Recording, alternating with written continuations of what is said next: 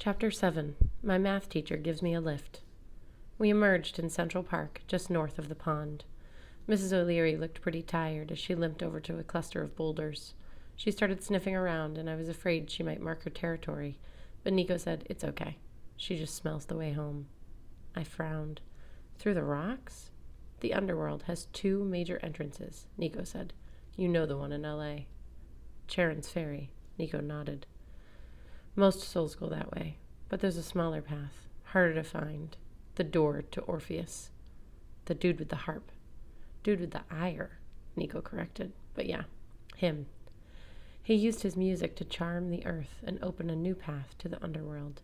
He sang his way right into Hades' palace and almost got away with his wife's soul." I remembered the story.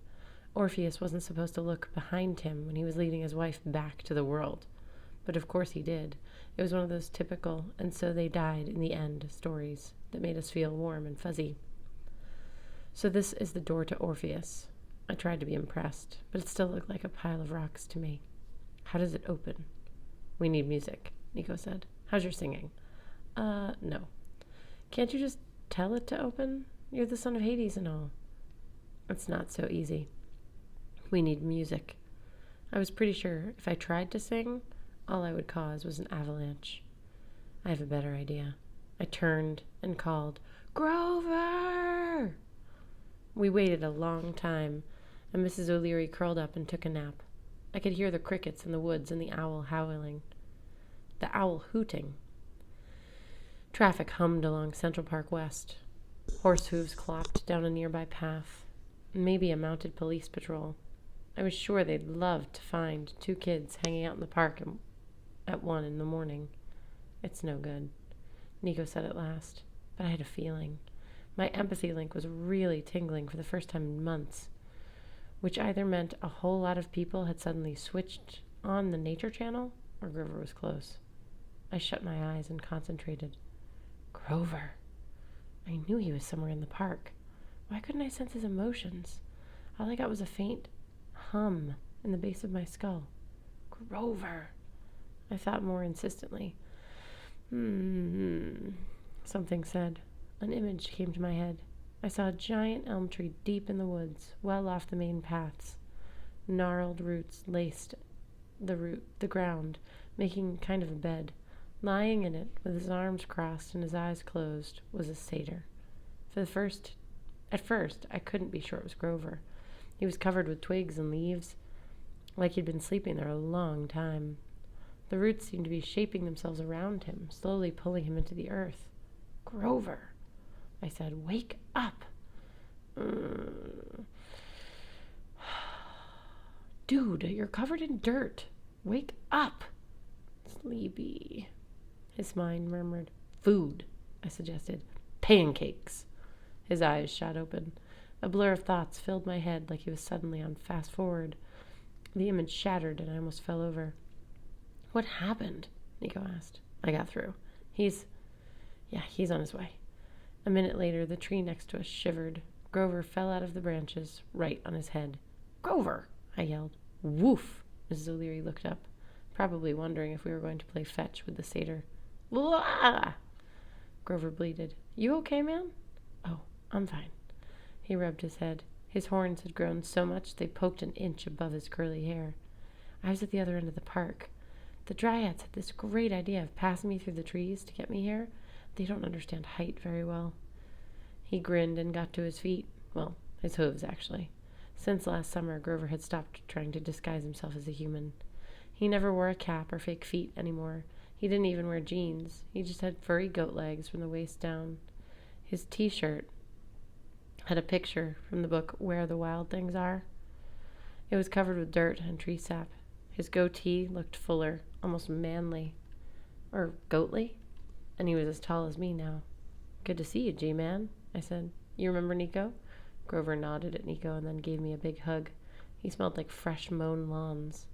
"Percy," he bleated. "I missed you. I missed camp. They don't serve very good enchiladas in the wilderness." I was worried. I said, "Where have you been the last 2 months?" "The last 2... Grover's smile faded. "Last 2 months? What are you talking about?" We haven't heard from you. I said, Juniper's worried. We sent Iris messages, but hold on.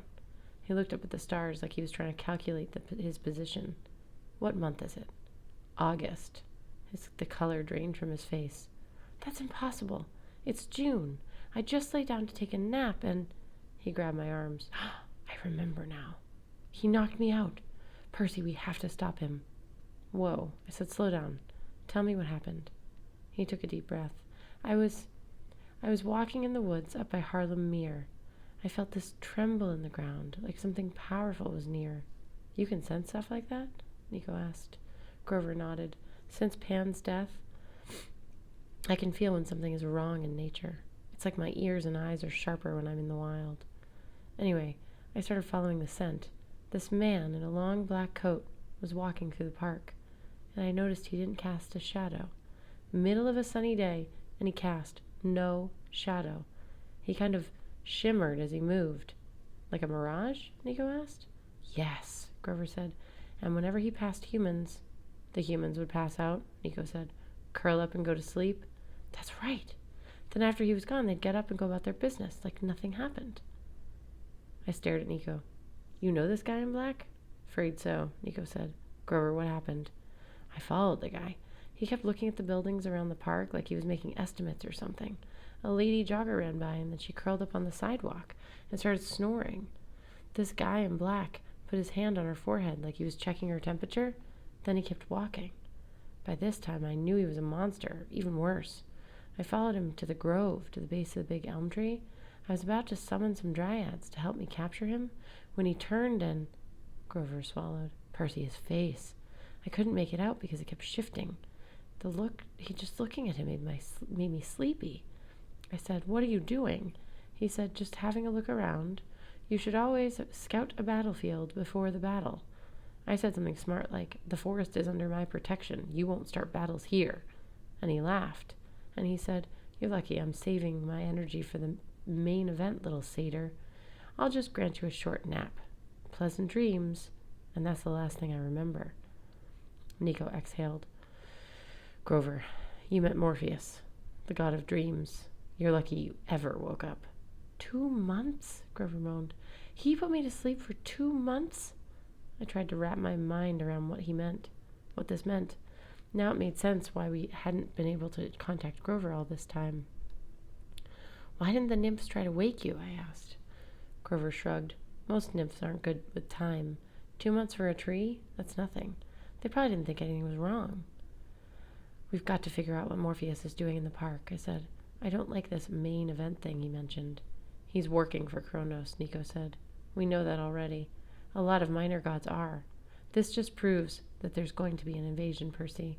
We have to get on with our plan. Wait, Grover said. What plan? We told him, and Grover started tugging at his leg fur. You're not serious. He said, not the underworld again. I'm not asking you to come, man, I promised. I know you just woke up, but we need some music to open the door. Can you do that? Grover took out his reed pipes. I guess I could try. I know a few Nirvana tunes that can split rocks, but Percy, are you sure you want to do this? Please, man, I said. It would mean a lot. For old time's sake? He whimpered. As I recall, in the old times, we almost died. A lot. But okay. Here goes nothing. He put his pipes to his lips.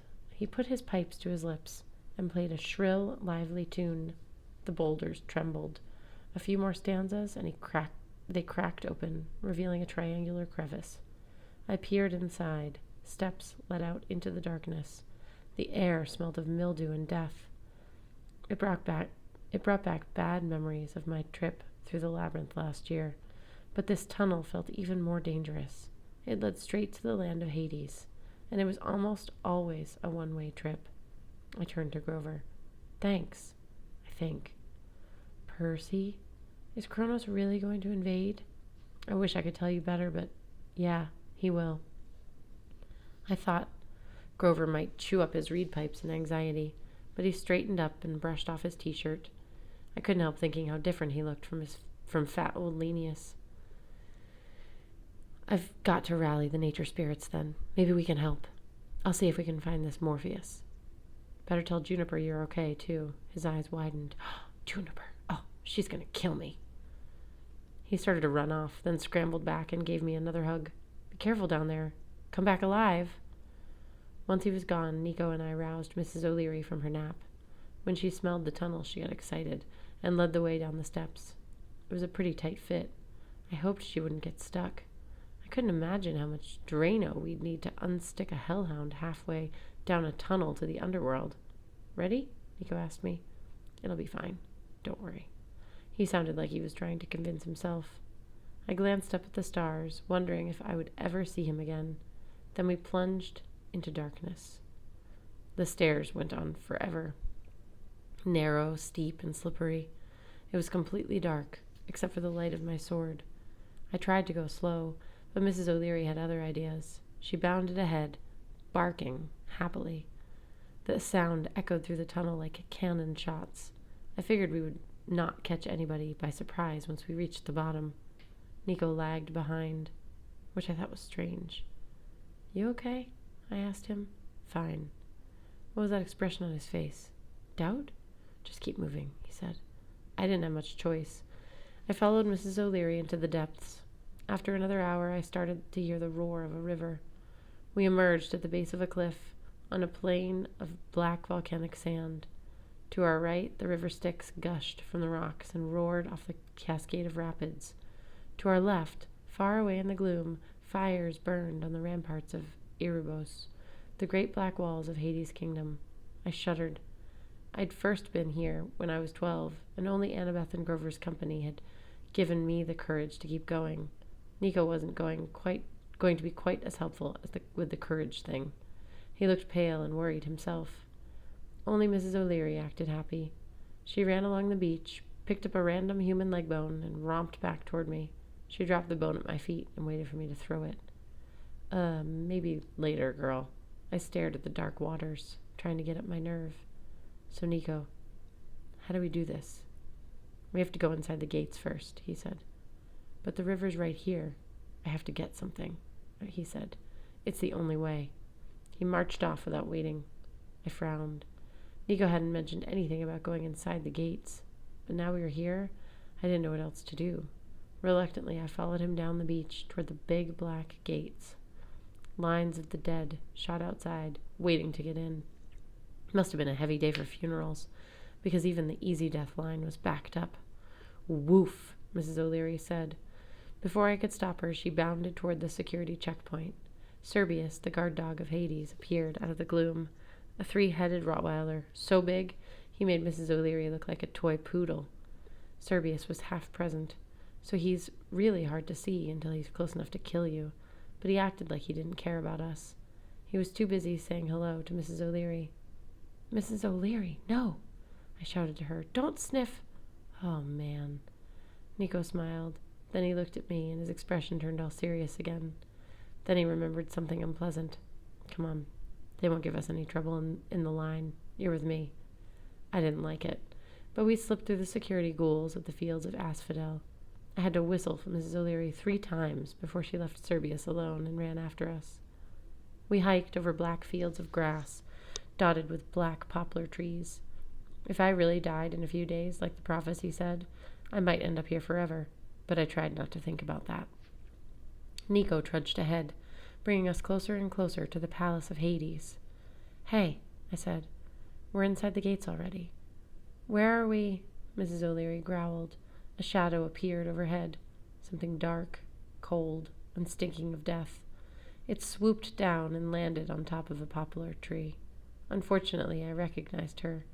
She had a shriveled face, a horrible black knit hat, and a crumpled velvet dress. Leathery bat wings sprang from her back. Her feet had sharp talons, and her brass-clawed hands. She held a flaming whip and a paisley handbag. Mrs. Dodds, I said. She bared her fangs. Welcome back, honey. Her 2 sisters, the other Furies, swooped down and settled next to her on the branches of the poplar. You know Alecto? Nico asked me. You mean the hag in the middle, right? I said. She was my math teacher. Nico nodded, like this didn't surprise him. He looked up at the Furies and took a deep breath. I've done what my father asked. Take us to the palace. I tensed. Wait a second, Nico. What do you... I'm afraid this is my new lead, Percy. My father promised me information about my family, but he wants to see you before we try the river. I'm sorry. You tricked me. I was so mad I couldn't think. I lunged at him, but the Furies were fast. 2 of them swooped down and plucked me up by my arms. My sword fell out of my hand, and before I knew it, I was dangling 60 feet in the air. Oh, don't struggle, honey. My old math teacher cackled in my ear. I'd hate to drop you. Mrs. O'Leary barked angrily and jumped, trying to reach me, but we were too high. Tell Mrs. O'Leary to behave, Nico warned. He was hovering near me in the clutches of the 3rd Fury. I don't want her to get hurt, Percy. My father is waiting. He just wants to talk. I wanted to tell Mrs. O'Leary to attack Nico, but it wouldn't have done any good. And Nico was right about one thing. My dog could get hurt if she tried to pick a fight with the Furies. I gritted my teeth. Mrs. O'Leary, down. It's okay, girl. She whimpered and turned in circles, looking up at me. All right, traitor, I growled at Nico. You got your prize. Take me to the stupid palace. Alecto dropped me like a sack of turnips in the middle of the palace garden. It was beautiful in a creepy way. Skeletal white trees grew from marble basins. Flower beds overflowed with golden plants and gemstones. A pair of thrones, one bone, one silver, sat on the balcony, with a view of the fields of asphodel. It would have been a nice place to spend a Saturday morning, except for the sulphurous smell and the cries of tortured souls in the distance. Skeletal warriors guarded the only exit. They wore tattered U.S. Army desert combat fatigues and carried M16s. The 3rd Fury deposited Nico next to me. Then all 3 of them settled on the top of a skeletal throne. I resisted the urge to strangle Nico. They'd only stop me. I'd have to wait for my revenge. I stared at the empty thrones, waiting for something to happen. Then the air shimmered. 3 figures appeared, Hades and Persephone on their thrones, and the older woman standing between them. They seemed to be in the middle of an argument. Told you he was a bum, the older woman said. Mother, Persephone replied. We have visitors, Hades barked. Please. Hades, one of my least favorite gods, smoothed his black robes, which were covered with terrified faces of the damned. He had pale skin and intense eyes of a madman. Percy Jackson, he said with satisfaction. At last. Queen Persephone studied me curiously. I'd seen her once before in the winter, but now in the summer she looked like a totally different goddess. She had lustrous black hair and warm brown eyes. Her dress shimmered with colors, flower patterns in a fabric that changed and bloomed, roses, tulips, honeysuckle. The woman standing between them was obviously Persephone's mother. She had the same hair and eyes, but looked older and sterner. Her dress was golden, the color of a wheat field. Her hair was woven with dried grasses, so it reminded me of a wicker basket. I figured somebody lit a match next to her, she'd be in serious trouble. The older woman said. Demigods. Just what we need. Next to me, Nico knelt. I wished I had my sword so I could cut his stupid head off. Unfortunately, Riptide was still out in the fields somewhere. Father, Nico said, I have done as you have asked. Took you long enough, Hades grumbled. Your sister would have done a better job. Nico lowered his head. If I hadn't been so mad at the little creep, I might have felt sorry for him. I glared up at the god of the dead. What do you want, Hades? To talk, of course. The god twisted his mouth in a cruel smile. Didn't Nico tell you? So this whole quest was a lie? Nico brought me down here to get killed? Oh, no, Hades said. I'm afraid Nico was quite sincere. Excuse me. About wanting to help you. The boy is as honest as he is dense. I simply convinced him to take a small detour, to bring you here first. Father, Nico said, you promised that Percy... Excuse me. You promised that Percy would not be harmed. You said if I brought him, you would tell me about my past, about my mother. Queen Persephone sighed dramatically. Can we please not talk about that woman in my presence? I'm sorry, my dove, Hades said. I had to promise the boy something. The older lady harumphed. I warned you, daughter. This scoundrel Hades is no good. You could have married the god of doctors, the god of lawyers, but no. You had to eat the pomegranate. Mother, and get stuck in the underworld. Mother, please. And here it is August. And do you come home like you're supposed to? Do you ever think about your poor, lonely mother? Demeter, Hades shouted, that is enough. You are a guest in my house. Oh, a house is it? She said. You call this dump a house? Make my daughter live in this dark, damp, I told you, Hades said, gritting his teeth. There's a war in the world above. You and Persephone are better here with me. Excuse me, I broke in. But if you're going to kill me, could you get on with it? All the three gods looked at me. Well, this one has an attitude, Demeter observed. Indeed, Hades agreed. I'd love to kill him. Father, Nico said, you promised. Husband, we talked about this, Persephone chided. You can't go around incinerating every hero. Besides, he's brave. I like that. Hades rolled his eyes. You liked that Orpheus fellow, too. Look how well that turned out. Let me kill him. Just a little bit. Father, you promised, Nico said. You said you only wanted to talk to him. You said if I brought him, you'd explain. Hades glowered, smoothing the folds of his robes. And so I shall. Your mother. What can I tell you? She's a wonderful woman. He glanced uncomfortably at Persephone. Forgive me, dear, my dear. I mean, for a mortal, of course. Her name is Maria D'Angelo. She was from Venice, but her father was a diplomat in Washington, D.C. That's where I met her. When you and your sister were young, it was a bad time to be children of Hades. World War II was brewing. A few of my, other children were leading the losing side. I thought it would be best to put you out of harm's way. That's why you hid us in the Lotus Casino? Hades shrugged. You didn't age. You didn't realize time was passing. I waited for the right time to bring you out. But what happened to my mother? Why don't I remember her? Not important, Hades snapped. What? Of course it's important. And you had other children. Why were we the only ones who were sent away? And who has the lawyer to get us out? Hades gritted his teeth.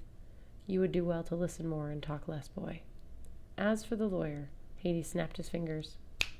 On top of his throne, the Fury Electo began to change until she was a middle-aged man in a pinstripe suit with a briefcase. He looked strange, crouching at Hades' shoulder. You, Nico said. The Fury cackled. I do lawyers and teachers very well. Nico was trembling. But why did you free us from the casino? You know why, Hades said. This idiot son of Poseidon cannot be allowed to be the child of the prophecy. I plucked a ruby off the nearest plant and threw it at Hades. It sank harmlessly into his robe. You should be helping Olympus, I said. All the other gods are fighting Typhon, and you're just sitting here, waiting things out. Hades finished. Yes, that's correct. When's the last time Olympus ever helped me, Half-Blood? When's the last time a child of mine has ever been welcomed as a hero? Ugh. Why should I rush out and help them? I'll stay here, with my forces intact. And when Kronos comes after you, let him try. He'll be weakened. And my son here, Nico, Hades looked at him with distaste. Well, he's not much now, I'll grant you. But it would have been better if Bianca had lived. But I give him 4 more years of training. We can hold out for that long, surely. Nico will turn 16, and as the prophecy says, then he will make a decision that will save the world and be the king of the gods. You are crazy, I said. Kronos will crush you right after he pulverizes Olympus. Hades spread his hands. Well, you'll get a chance to find out, Half-Blood, because you'll be waiting out this war in my dungeons. No, Nico said. Father, that wasn't our agreement, and you haven't told me everything. I've told you all you need to know, Hades said. For our agreement, I spoke with Jackson. I did not harm him. You got your information. If you want a better deal, you should have made me swear on the sticks. Now go to your room. He waved his hand, and Nico vanished. That boy needs to eat more, Demeter grumbled. He's too skinny. He needs more cereal. Persephone rolled her eyes. Mother, enough with the cereal. My lord Hades, are you sure we can't let this little hero go? He's awfully brave. No, my dear. I spared his life. That is enough. I was sure he was going to stand up for me. She was going to stand up for me. The brave, beautiful Persephone was going to get me out of this. She shrugged indifferently. Fine. What's for breakfast? I'm starving. Cereal, Demeter said. Mother, The two women disappeared in a swirl of flowers and wheat. "Don't feel bad, Percy," Hades said. "My ghosts keep me well informed of Kronos' plans. I can assure you that you had no chance to stop him in time. By tonight, it will be too late for your precious Mount Olympus. The trap will be sprung." "What trap?" I demanded. "If you know about it, do something. At least let me tell the other gods." Hades smiled. "You're spirited. I'll give you credit for that. Have fun in the dungeon. We'll check on you again in, 50 or 60 years."